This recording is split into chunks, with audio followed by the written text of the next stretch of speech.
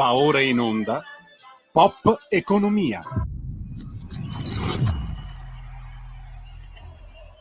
Soldi, soldi, soldi, quanti soldi, lodati siano i soldi, i bene amati soldi perché chi ha tanti soldi vive come un pascià e a piedi caldi se ne sta. Viva i soldi! Va ora in onda Pop Economia Rumore, a te la linea Alessandra. Grazie cara Sveva, e allora si torna in onda ragazzi, si torna in onda cari amiche e amici di Radio Libertà, ascoltatrici e ascoltatori, più pop che mai. Pop come reale, sempre più pop come popolare, già l'economia reale, il rumore della notizia.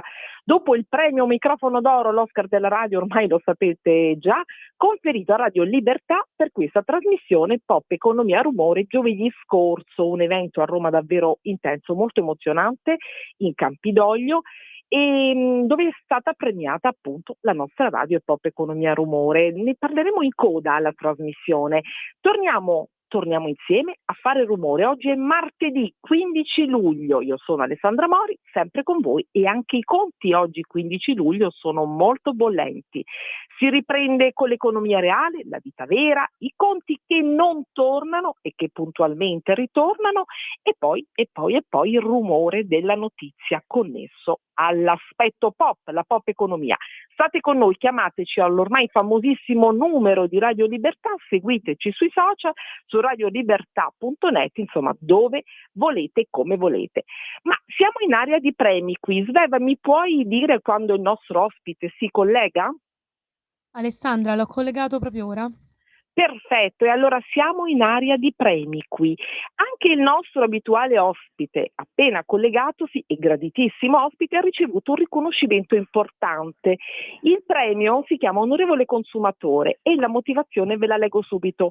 La motivazione è quella per aver messo al centro della propria azione politica i diritti dei consumatori, e quanto ci stanno a cuore a noi i diritti dei consumatori, e ormai penso un pochino lo sapete.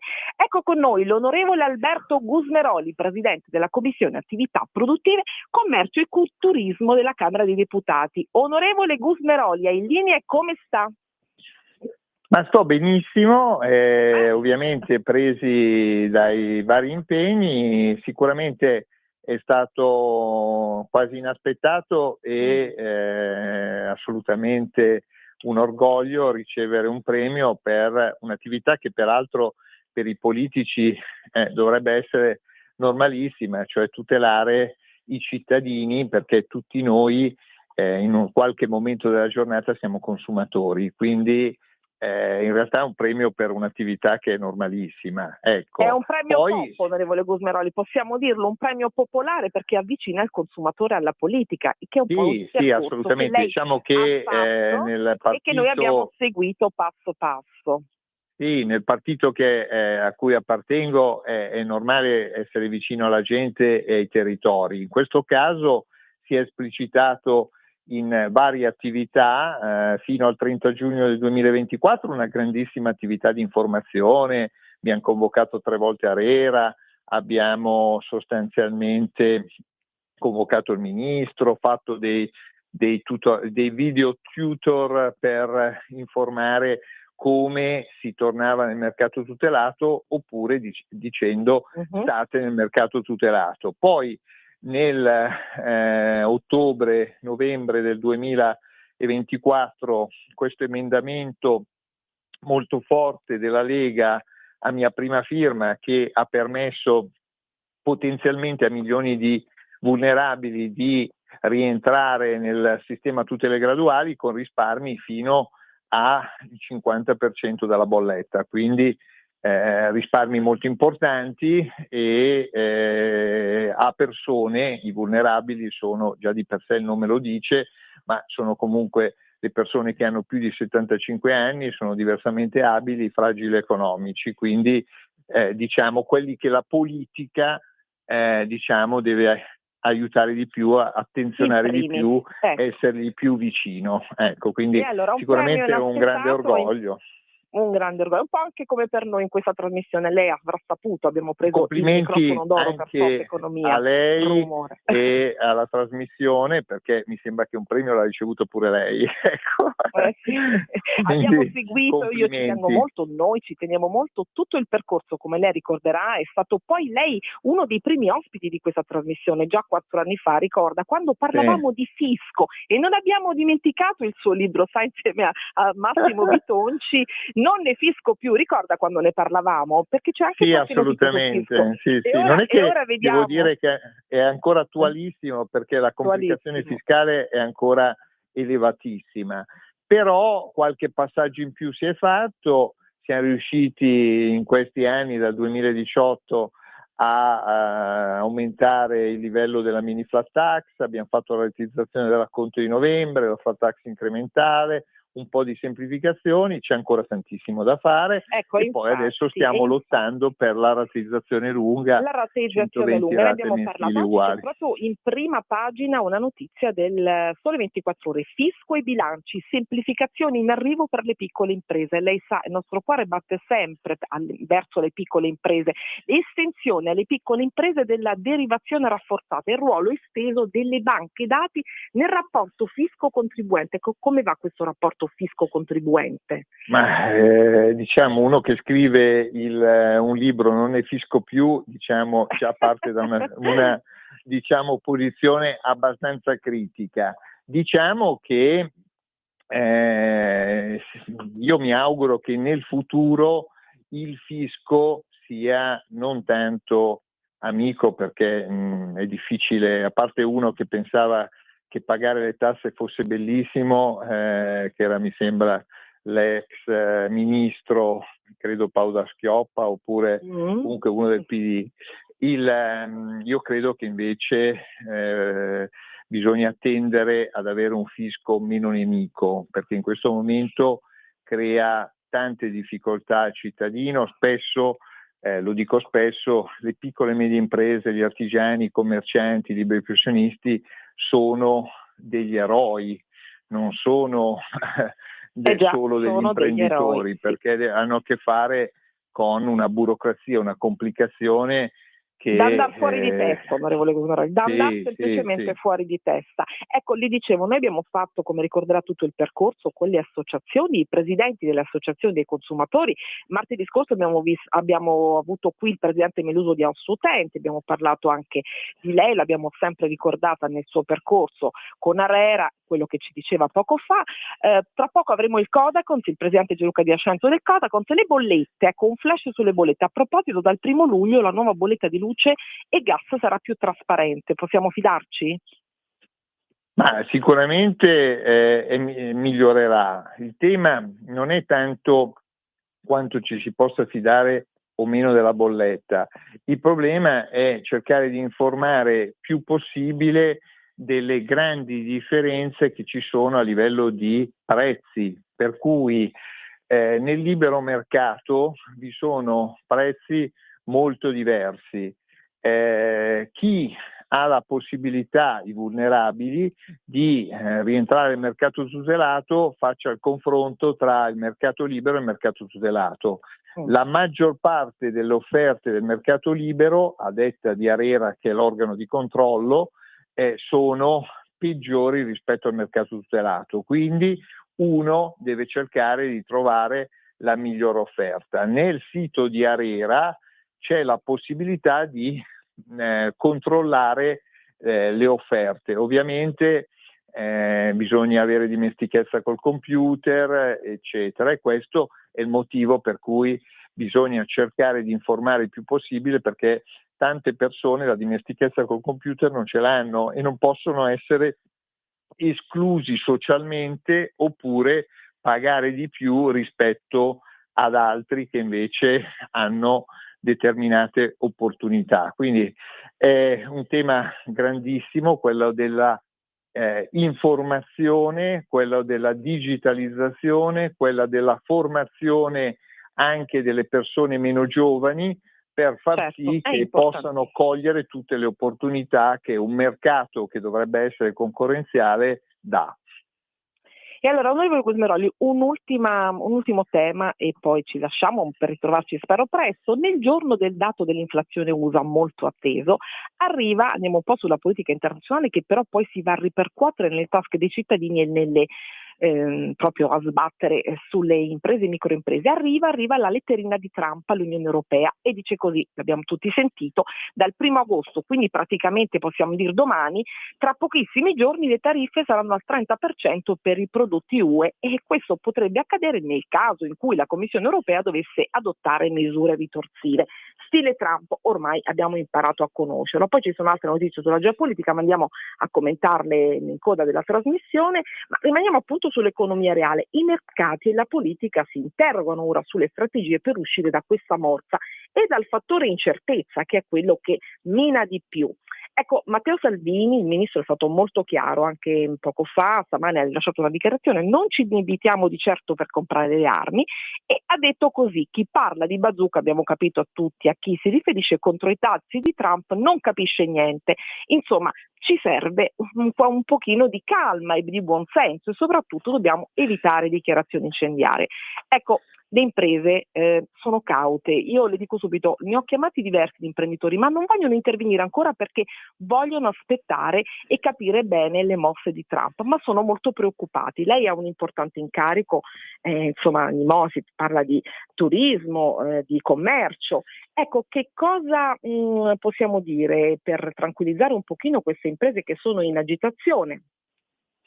Ma allora, diciamo che fino al 1° di agosto credo che si tratti, e quindi poi qui bisogna discutere se è il caso anche di trattare direttamente, perché anche in passato sono stati fatti, diciamo, dazi ad alcuni paesi e dazi ad altri paesi, quindi sicuramente più ci avviciniamo al 1° agosto, più conviene valutare che, se non si riesce a trovare un'intesa sull'Europa, di muoverci magari anche direttamente. Questo è il tema. Secondo aspetto è che nella prima amministrazione Trump e la prima Biden, credo ultima, sostanzialmente non erano stati applicati dazi, certo non nella misura del 30%, però l'Italia in qualche modo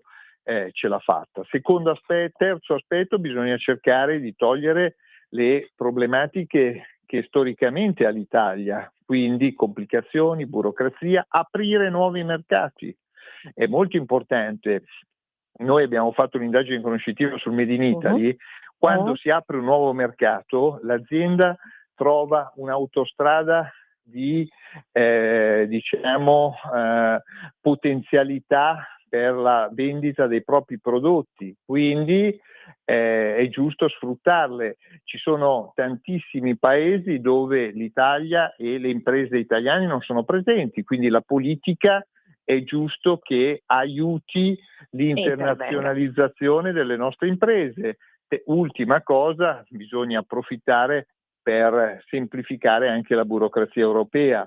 L'Europa deve legiferare dalla parte del cittadino e della nazione che appartiene, e guardando le specificità delle nazioni.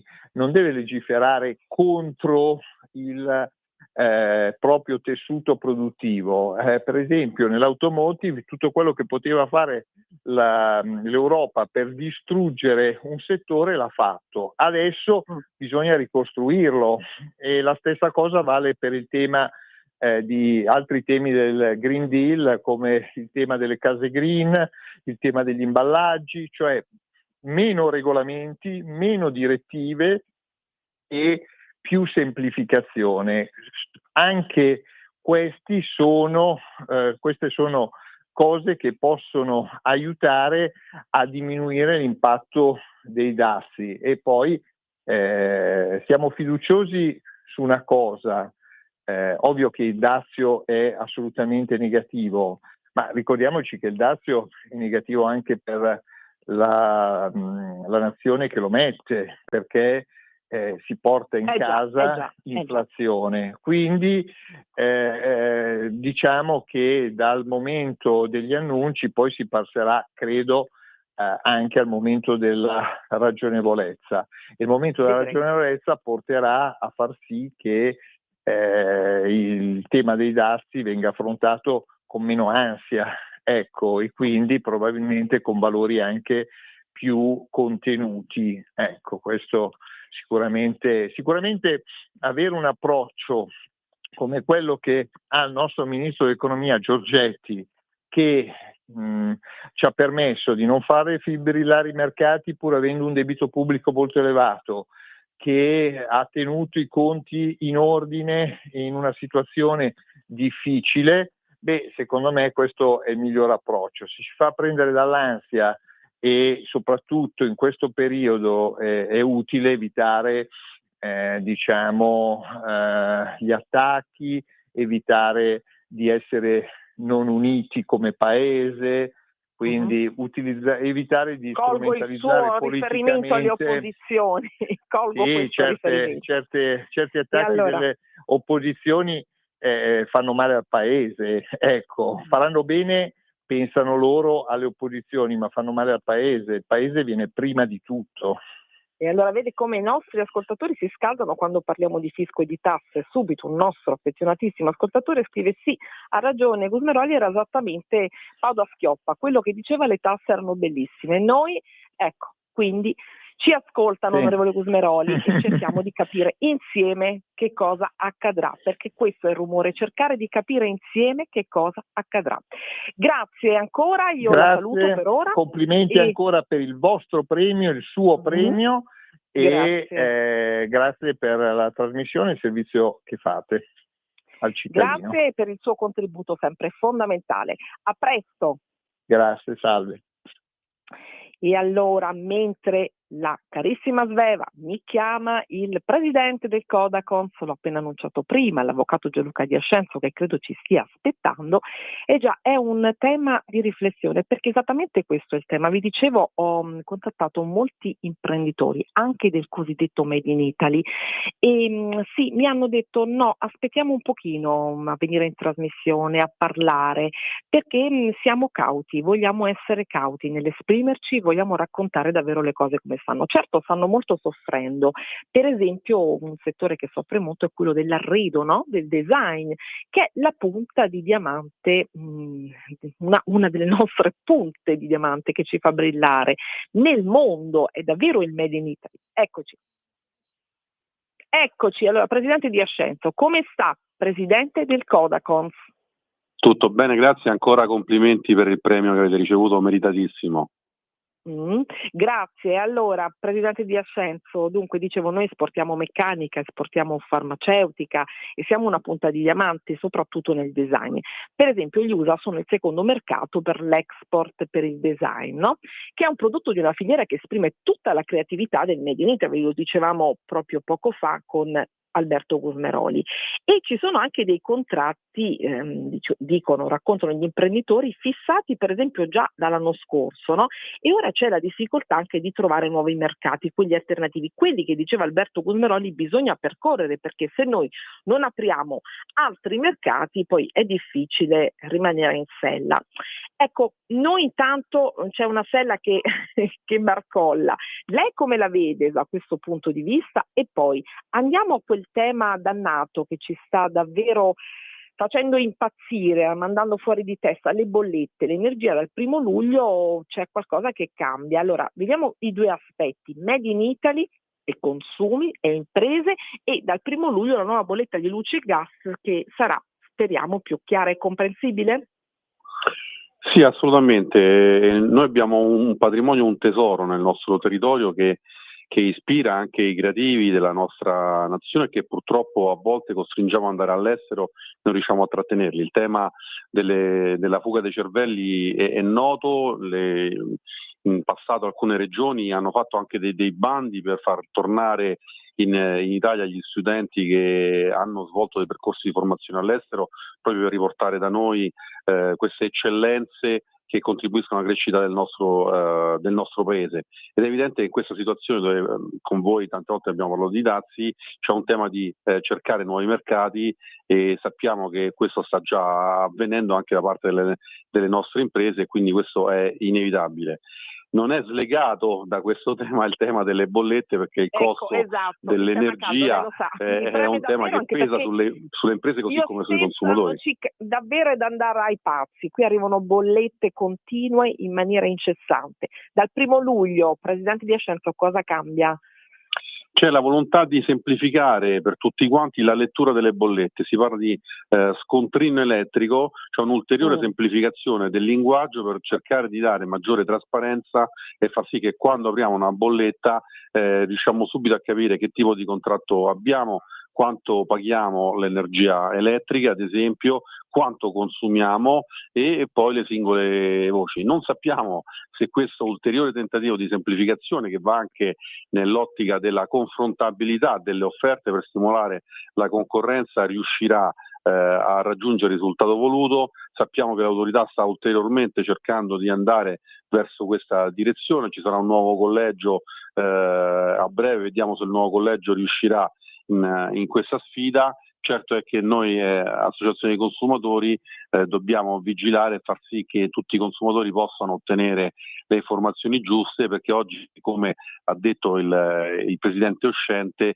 di fatto i consumatori sono un po' sfiduciati, e questo lo vediamo nel dato della consultazione del motore di ricerca del comparatore dell'autorità, solamente 2,5 milioni di consultazioni del motore di ricerca, quando insomma sappiamo che sono molti di più i consumatori, e questo evidenzia una sfiducia di tutti noi sul mercato.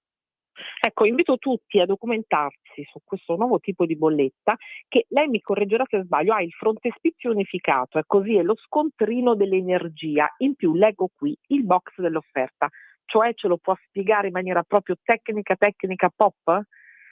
Sì, si parla di scontrino perché in evidenza viene subito messo il consumo effettuato, il costo che noi andiamo a pagare con la bolletta, il tipo di contratto. Nel box ci sono le singole voci che vanno a scomporre ciò che noi andiamo a pagare, quindi in quella volontà di semplificazione. Alcuni operatori hanno fatto anche un video per guidare il consumatore nella decodifica di questa nuova bolletta, lasciando poi dopo alle pagine successive quello che era la vecchia fattura, per non far rendere spesati i consumatori trovando queste novità. La volontà è quella di far capire subito quando e come dobbiamo pagare, il tempo di scadenza della fattura, le modalità di pagamento, il consumo che noi abbiamo effettuato, e questo anche nell'ottica di una maggiore consapevolezza,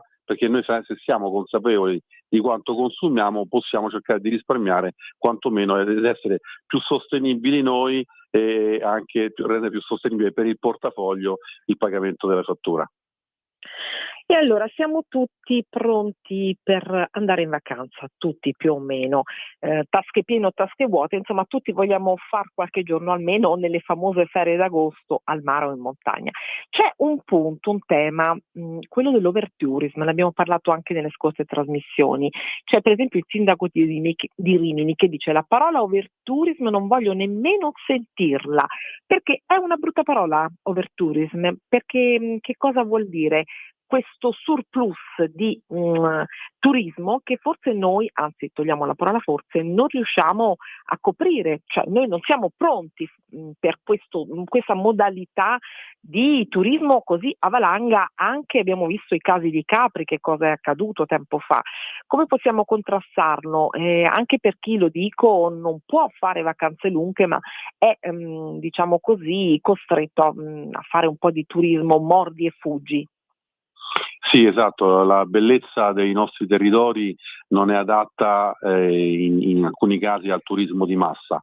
Abbiamo visto anche quest'inverno che cosa è successo quando alcuni definiamoli influencer, utilizzando i social hanno invitato le persone a visitare l'influencer mi piace molto, avvocato Di Ascenzo, fa molto di giuridico tutto questo. E allora definiamo alcuni territori non sono adatti al sovraffollamento turistico, e per arginare questo fenomeno alcune città d'arte, ma abbiamo visto non solo quelle, anche in montagna sta accadendo, vengono contingentati i posti auto, viene fatto pagare un pedaggio per attraversare alcune strade, viene messo un numero massimo di persone che possono visitare alcune spiagge, e tutto questo perché le bellezze naturali purtroppo, se non si mette un freno a questo sovraffollamento, possono essere danneggiate. A noi non piace, come diceva il sindaco, però in alcuni territori è necessario porre un argine a questo fenomeno, e quindi l'invito che possiamo fare è, come diceva una volta, le cosiddette vacanze intelligenti per chi può farlo, magari cercare delle mete alternative, perché il nostro territorio ci consente di visitare dei posti magnifici che magari non vengono pubblicizzati dagli influencer. Ha fatto anche un concorso, farà per i piccoli centri, i piccoli borghi. Lei invita a vedere questi posti in Italia che sono un po' sommersi, ma che invece sono bellissimi?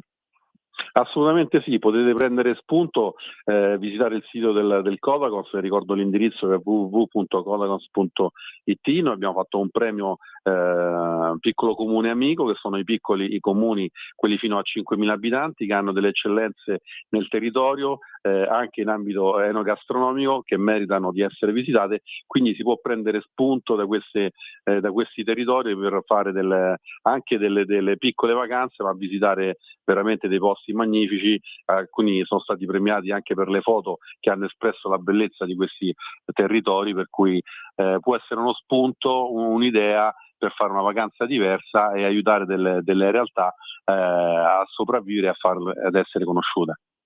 Bene, la prendiamo sulla parola, e allora la saluto, la ringrazio, non so se ci risentiremo prima delle famose ferie d'agosto, della pausa estiva, ma lei è sempre con noi, è di casa qui, e ci risentiremo presto. Grazie. Grazie a voi, a presto. E allora una piccola pausa e andiamo in rumore. The room was completely... Stanco di perderti i tuoi programmi radiofonici preferiti? Vorresti la tua musica, le tue voci amate sempre con te, ovunque tu vada? Radio Libertà, l'applicazione che trasforma il tuo smartphone e tablet nella tua radio personale.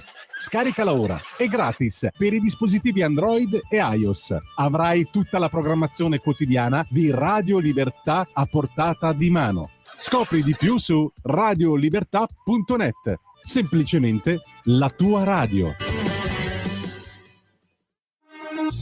Porta con te ovunque Radio Libertà. Scarica la app per smartphone o tablet dal tuo store o dal sito radiolibertà.net. Cosa aspetti?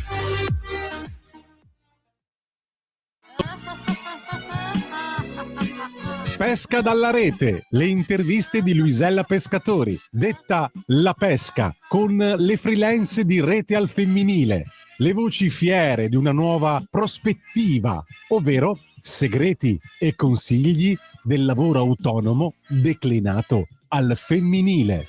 Ogni mercoledì alle 15:30 su Radio Libertà, la tua radio.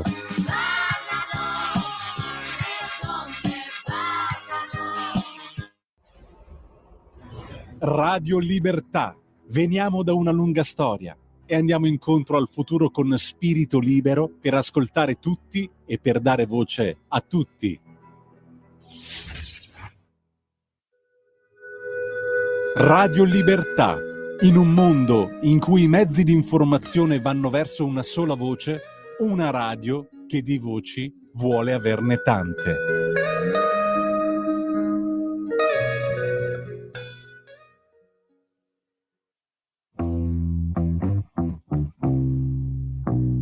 Radio Libertà ha vinto il prestigioso Microfono d'Oro, l'Oscar della radio italiana per la seconda volta in 2 anni. Questo successo è merito del programma Pop Economia, Rumore, condotto dalla brillante Alessandra Mori. Questo premio non è solo nostro, è un traguardo straordinario che abbiamo potuto raggiungere soprattutto grazie al vostro costante ascolto e supporto. Auguri a tutti noi, voi siete i veri campioni. Va ora in onda Rumore. Mi è sembrato di sentire un rumore. Va ora in onda Rumore. A te la linea, Alessandra. E allora avete sentito la bellissima voce di Vincent De Maio che ricordava il nostro premio, l'Oscar della radio italiana a Pop Economia Rumore. E allora, ora abbiamo in diretta da Israele David Zebuloni, collega, amico ormai di questa trasmissione, giornalista di Makor Rishon, per pochi minuti per aggiornarci della drammatica situazione. David, come stai? Buon pomeriggio, ben ritrovata. Ciao Alessandra, complimenti ancora e auguri per questo premio così meritato.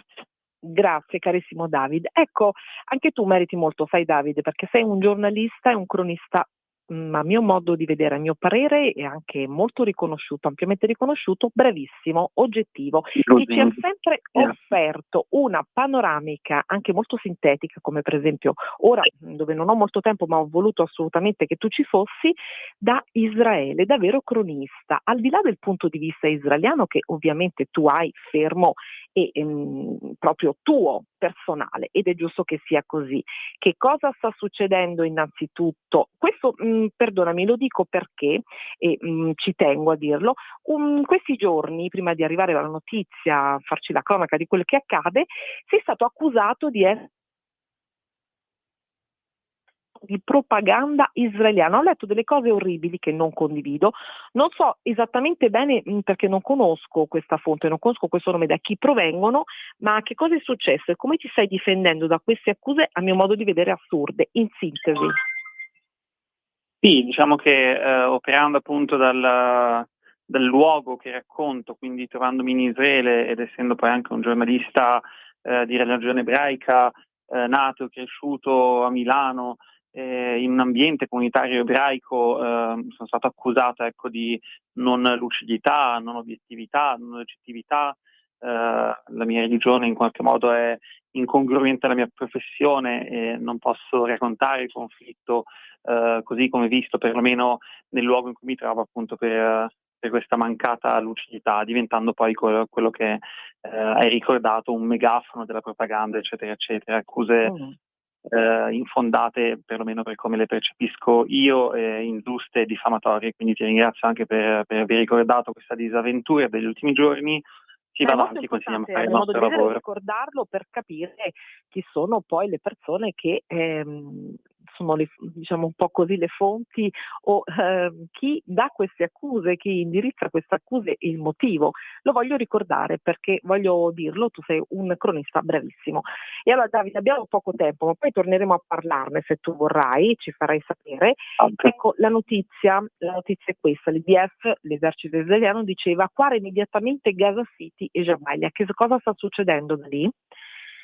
Allora, partiamo da ciò che è avvenuto questo sabato, perché diciamo che è un po' la chiave di volta e è impossibile capire ciò che sta avvenendo oggi senza parlare e discutere di quelli che sono stati i negoziati a Doha, dei negoziati promettenti successivi poi alla visita di Netanyahu alla Casa Bianca, quindi un momentum favorevole nel quale sembrava che Israele stesse andando a una tregua e che in qualche modo gli ostaggi, ricordiamo i 50 ostaggi israeliani ancora tenuti in cattività, potessero in qualche modo essere rilasciati, restituiti alle proprie famiglie, e così anche la popolazione civile di Gaza ritornare a quella che è una routine dopo quasi 2 anni di guerra ininterrotta. Era un momentum favorevole che è stato interrotto poi dalla delegazione di Hamas a Doha, che ha rifiutato le condizioni dei negoziati e ha deciso di continuare i combattimenti di cui non si parla, in quanto si parla poi giustamente della situazione drammatica che vivono i palestinesi, ma non si ricorda che questa situazione è poi il risultato di una guerra tra l'IDF, quindi le forze di difesa israeliane, e i terroristi di Hamas. Nelle ultime settimane sono caduti in combattimento diversi soldati israeliani, gli ultimi proprio ieri, 3 giovani ragazzi, e questi combattimenti continuano e si concentrano in questo momento in questi luoghi, i luoghi di Gaza City, e quindi l'esercito israeliano, con l'obiettivo di evitare poi di danneggiare quella che è la popolazione locale, chiede di evacuare la zona. Grazie Davide, oggi non ho molto tempo, la puntata è molto fitta, mi riserverò di risentirti a breve. Ti auguro una Volentieri, buona un piacere. giornata e ti abbraccio. A voi, un saluto. Ciao. E allora, grazie a Davide Zebuloni, da una parte e all'altra del mondo, sempre il rumore delle guerre, sempre il rumore della geopolitica. Prego Sveva di chiamare il professor Petricone che ci sta aspettando, che è professore ordinario di sociologia dei fenomeni politici e giuridici dell'Università LUMSA. Perché sapete, Trump alla BBC ha detto: sono deluso ma non rompo con Putin, e ci sono delle fonti come il Washington Post che dice così: Trump ha incoraggiato Zelensky a colpire Mosca e San Pietroburgo, cioè praticamente in maniera molto semplice gli ha detto: ma tu caro Zelensky riesci a bombardare Mosca? Perché se tu pensi di farcela, allora ecco che io posso aiutarti con le armi, tant'è che Zelensky gli ha risposto: sì che posso riuscirci, basta che tu mi dia le armi giuste. Abbiamo il professor Petricone in linea? No, Alessandra, ancora non riusciamo a collegarlo. Non riusciamo a collegarlo. E allora il presidente americano ha valutato l'invio, so che lui è pronto e ci sta aspettando comunque, il presidente americano Trump ha valutato anche l'invio a Kiev di alcuni missili Tomahawk capaci di colpire appunto Mosca e San Pietroburgo. Sempre la fonte è il Washington Post. Dopo aver incoraggiato Zelensky, ora la domanda è capire davvero che tipo di politica, che tipo di dichiarazione ha fatto Trump, se questa fonte, questa rivelazione, Washington. Sveva, non ti sento, dimmi. Dicevo che purtroppo non squilla il telefono, ora riprovo. Certo, e quindi qual è il tipo di politica, qual è il tipo di dichiarazione che Donald Trump ha fatto, e soprattutto che cosa ha in mente Donald Trump?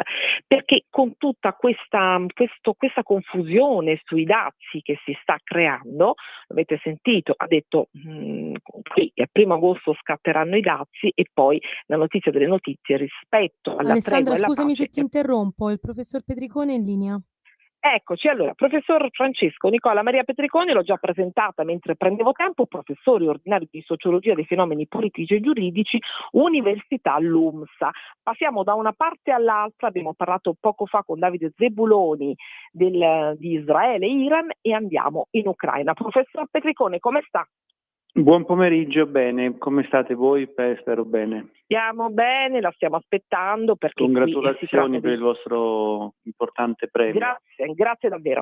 E allora la stavo aspettando perché parliamo di geopolitica, di disordine mondiale, ma parliamo di economia.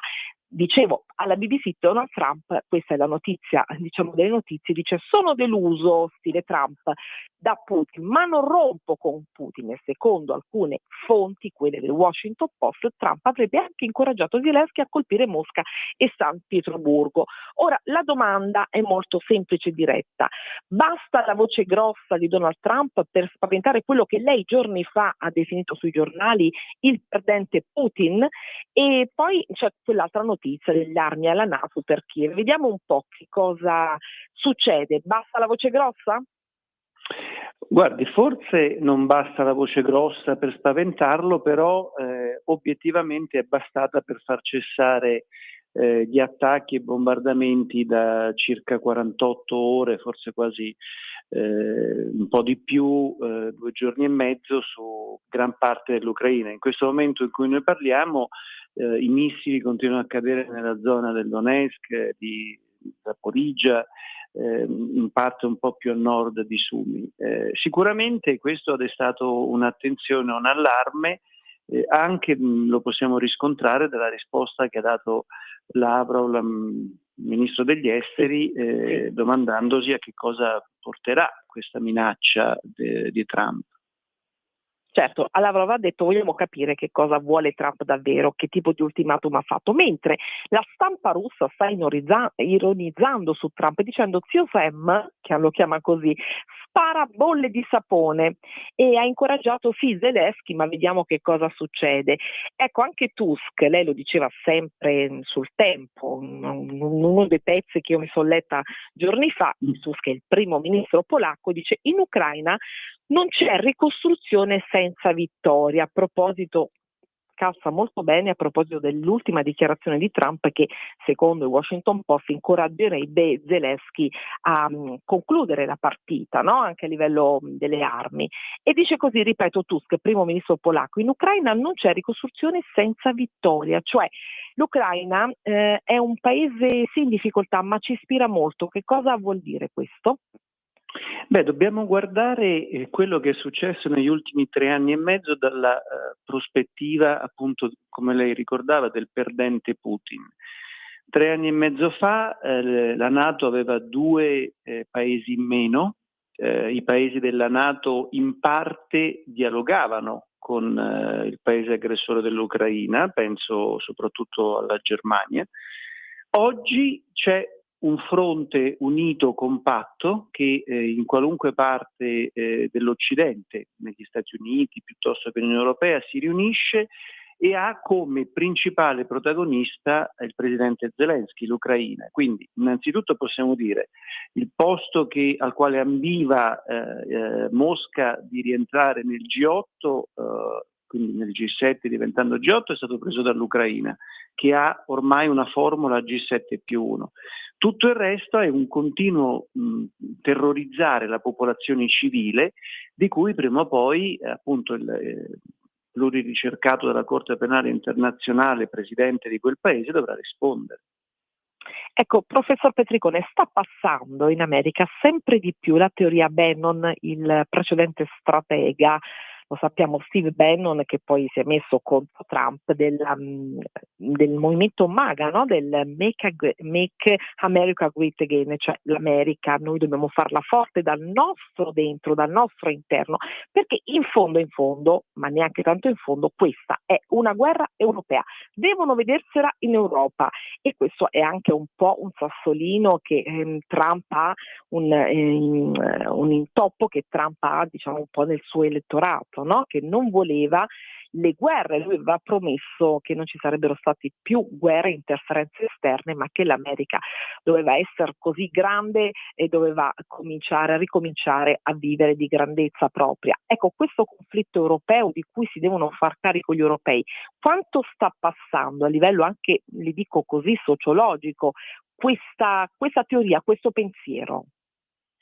Guardi, credo che sia stato molto efficace quello che lo stesso presidente Trump abbia citato durante una riunione con il suo staff alla Casa Bianca, cioè l'aneddoto per cui tornando a casa lui ha detto alla First Lady: ho fatto una buona chiacchierata con Vladimir, e lei ha risposto strano perché ha appena bombardato per l'ennesima volta una civile, una città fa molto ucraina. bene a ricordarlo perché circola in questo momento sui social questa dichiarazione di Melania Trump.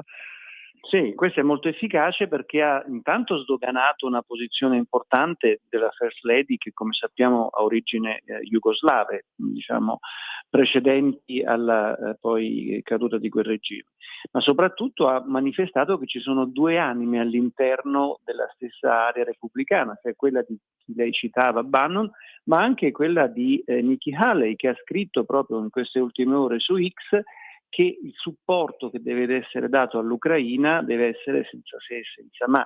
Cioè la popolazione americana vive anche di una popolazione di forte migrazione da quelle aree geografiche. Sappiamo quanto i viaggi che ha fatto Zelensky in America abbiano portato ucraini, polacchi a manifestare simpatia. Quindi molti degli elettori di Trump sono provenienti anche da quei paesi. Io credo che lui ne dovrà tenere conto e ne sta tenendo conto. Ne sta tenendo conto. Qual è la percezione in Italia? Proprio davvero pochissimissimo tempo. Il dono della sintesi che le ha? Grande successo che c'è stata per questa conferenza organizzata a Roma, grande seguito anche tra gli altri paesi europei per la politica, diciamo, nel nostro paese su quella parte di attuazione. Importante incontro che ha avuto il Ministro degli Affari Esteri Antonio Tajani in questo momento con il Segretario di Stato Rubio, proprio in continuità con queste tappe. Grazie professor Petricone, Grazie. lei è sempre importante il suo prezioso contributo e la saluto, la ringrazio, se non ci risentiremo Grazie a prima voi. della pausa estiva senz'altro lo faremo in settembre. Grazie, è sempre un piacere partecipare e ancora complimenti per i vostri successi. Meritati. Grazie davvero, a presto. Grazie, arrivederci. E allora siamo in chiusura e l'ultimo ospite è Fabrizio Santori. Voglio parlare un po' di noi, voglio parlare un po' di radio con lui. Sveva, prego di chiamare l'onorevole Fabrizio Santori, che è consigliere comunale di Roma Capitale e segretario dell'Assemblea Capitolina. Oggi andiamo veloci, tante notizie, vi do tutte un po' insieme, ma ci tengo ad avere una panoramica un po' del tutto. Voglio parlare un po' di radio, un po' di noi, perché Fabrizio Santori, oltre ad essere appunto consigliere di Roma Capitale e segretario dell'Assemblea Capitolina, è anche il promotore, insieme a Fabrizio Pacifici, del premio che abbiamo ricevuto, Alessandra? questa trasmissione. Eccoci. Eccomi, scusa, ti volevo dire che sulla nostra chat il numero dell'ultimo ospite purtroppo non c'è, se puoi rigirarmelo. Ah, e allora te lo giro, metto un attimo il viva voce, mi devi perdonare, però purtroppo io, nelle tante cose che faccio tutte insieme, anche nella preparazione della trasmissione, a volte qualcosa può saltare. Allora, vediamo un po' se te lo ritrovo. Intanto siamo in diretta, tu mi tieni compagnia, i nostri ascoltatori ci tengono compagnia. Eccolo qui che te l'ho mandato, credo che poi dovremo anche averlo. Vedi, fammi sapere se è arrivato. Dovremmo averlo comunque anche nella nostra lista ospiti in trasmissione, perché appunto questo premio è stato davvero una grande emozione per me, per tutta la radio, e mi ha fatto riflettere anche un pochino, anzi togliamoci un pochino, sul valore del lavoro radiofonico e sulla bellezza, sulla magia, e l'ho detto anche quando mi hanno dato il microfono lì per ringraziare il direttore, il condirettore e tutta la squadra di lavoro, e ricordare che cosa è questa trasmissione, che cosa ha significato per me, il senso di essere davvero pop, il senso del rumore e la magia della radio, Alessandra, che era davvero purtroppo non è palpabile arrivato, mi giovedì spiace. scorso. Sì. Sono qua, Sveva, dimmi. Dicevo, purtroppo il contatto non è arrivato, non so se magari con il fatto che sei al telefono non prende. Non so, se Tu vuoi puoi mettiamo al volo cercarlo un comunque jingle nei nostri e me lo contatti, dici. ma io te lo rimando. Ecco qua. Te lo rimando. Questo è sempre il bello della diretta, poi da noi si fa tutto. È arrivato, vediamo un po', te lo rimando subito, Te lo rimando subito in diretta. Eccolo, ora deve essere proprio arrivato.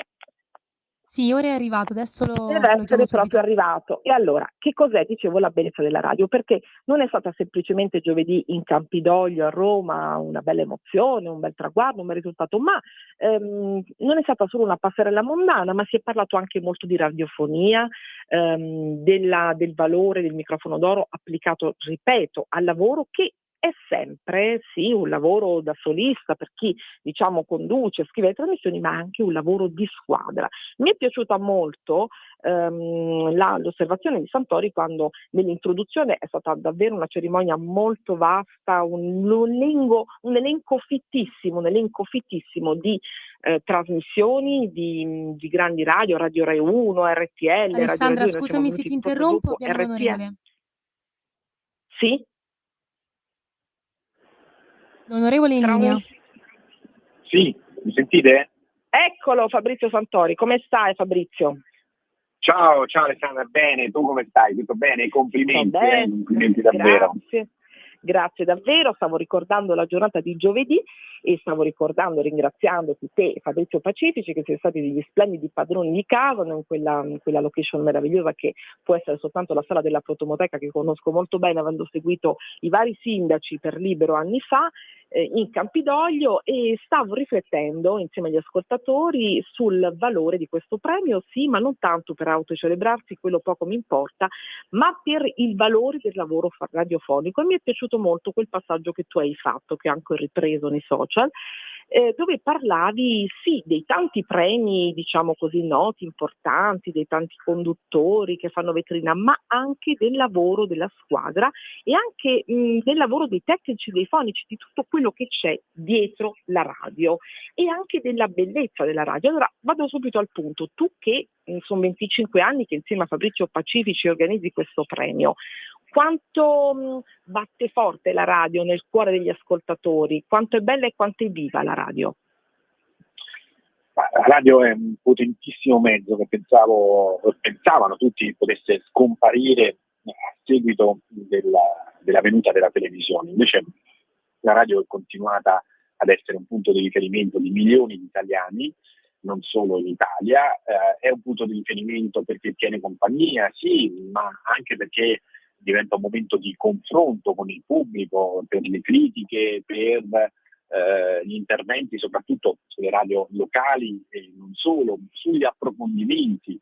Grandi personalità sono prima passate per la radio e poi per la televisione, o comunque grandi personaggi della televisione, sicuramente tanti hanno fatto dei passaggi in radio, fermo restando che la radio è più difficile da condurre che la televisione, perché non si ha l'ausilio delle immagini ma solo la voce, e la radio ha fatto salire la cronaca tantissimi casi nazionali, diventando appunto un punto di riferimento per uno sviluppo successivo che magari poi è uscito sulla stampa o in televisione. Insomma, è un traino straordinario. Quindi per noi in questo premio abbiamo sempre voluto premiare sì la parte dei numeri, questo non c'è dubbio, e si vede da tante cose, non solo da i radioascoltatori, i social, magari anche le una imprese giuria di qualità che in 15 edizioni, per 15 edizioni si è applicata,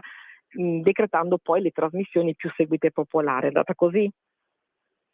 Assolutamente sì, c'è un approfondimento che va nella direzione di raccogliere tutti gli aspetti degli ascolti, che non sono soltanto quelli ufficiali, ma che dipendono anche dalle interazioni sui social, in radio che hanno una qualità superiore rispetto alla media, perché magari affrontano anche argomenti di nicchia, rappresentano l'avanguardia, progetti innovativi, progetti per i giovani, cioè sulla radio è uscito di tutto. Chiaramente noi abbiamo sempre cercato di premiare il merito e questo porta delle critiche per il microfono d'oro, che è l'unica trasmissione nazionale che si occupa di tenere in considerazione tutta una serie di situazioni che ci sono intorno alla radio. Quindi, come abbiamo detto, non solo chi ci mette la voce, ma questo premio va anche e soprattutto a chi non si vede, a chi ogni giorno lavora con discrezione, competenza dietro il microfono, dietro la regia, dietro le quinte, fonici, assistenti di studio, autori, tecnici audio, anche se spesso alcuni conduttori si fanno un po' tutto da soli perché sono capaci anche a fare questo. Ma c'è un mondo straordinario che non può e non deve essere dimenticato. E allora la radio fa da apripista e quindi è una manifestazione questa che va supportata anche per far sì che si possano rilevare e rivelare i nuovi talenti. E allora grazie ancora a Fabrizio Santori e a Fabrizio Pacifici. E Fabrizio, tu hai anche un importante incarico da poco come membro del Comitato Europeo per le Regioni e per questo ci complimentiamo con te. Ora noi abbiamo cominciato anche nell'intermezzo di Rumore, abbiamo parlato della geopolitica, di questo disordine assoluto dei dazi, no? Che sta sconvolgendo le microimprese, le piccole imprese e sono tutte in agitazione. Io stessa ho coinvolto molti imprenditori, ma mi hanno detto ancora non vogliamo parlare, aspettiamo ancora un po', perché c'è l'incertezza e l'incertezza si sa è micidiale per chi fa impresa. Da diciamo il polso che tu hai lì in Europa, dal tuo orizzonte, dallo sguardo che hai lì, com'è la situazione?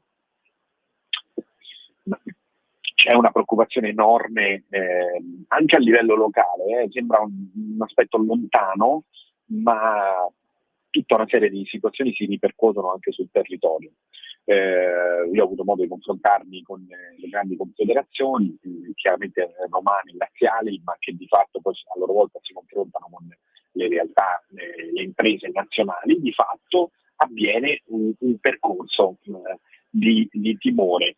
Questo timore è dovuto anche all'immobilismo dell'Europa, perché l'Europa sta assumendo, non solo ha distrutto la propria economia, no? Con il Green Deal, con tutta una serie di azioni che sono state messe in campo dalla von der Leyen in questi anni, quindi di fronte alla distruzione della propria economia non è stato in grado neanche di andare al dialogo con gli Stati Uniti, fermo restando che non è facile in questo momento dialogare con chi magari annuncia delle cose e poi torna indietro. Quindi è l'Europa che deve fare la sua parte, serve un'azione complessiva di tutti i Paesi membri rispetto alla vicenda che si sta, a mio avviso, sottovalutando dal punto di vista economico. Già le borse sono cadute diverse volte rispetto a questi annunci, però allo stesso tempo, se dovessero essere applicate, avendo noi poca forza economica nel ribaltare una situazione di questo genere, essendoci dati i bastoni, essendoci infilati noi stessi i bastoni tra le ruote, come vi dicevo,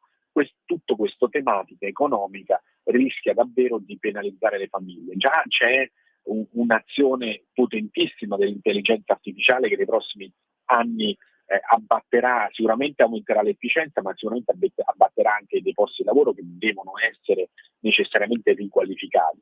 In più abbiamo la grande forza di esportare tantissimi prodotti anche negli Stati Uniti, ma direi soprattutto negli Stati Uniti, mi riferisco in particolare al vino, ad alcuni superalcolici, ma tanti altri prodotti. Certo. Il settore sarebbe davvero messo in ginocchio, soprattutto per i grandi produttori che si sono attrezzati in questi anni in questa direzione, ma anche tutti gli investimenti della SACE o della Finest, che appunto sono in realtà della Cassa dei Depositi. L'agroalimentare e anche il design, ne parlavamo poco fa, anche il design è un settore che è molto esposto, oltre ovviamente al nostro agroalimentare.